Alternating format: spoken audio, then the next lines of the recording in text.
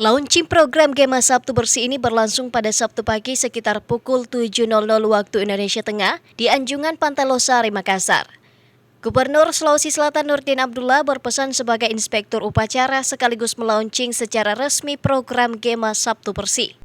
PJ Wali Kota Makassar Iqbal Syuhaib dalam sambutannya menyebutkan, Gema Sabtu Bersih merupakan inovasi untuk meningkatkan kegiatan gotong royong di tiap RT RW di Makassar yang dikoordinir langsung oleh kelurahan masing-masing.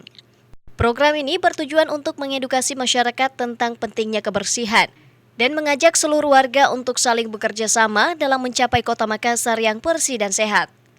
Upacara pencadangan Gema Sabtu Bersih juga ditandai dengan pemberian secara simbolis satu paket alat kebersihan, seperti sapu dan sekop sampah pada petugas kebersihan Makassar.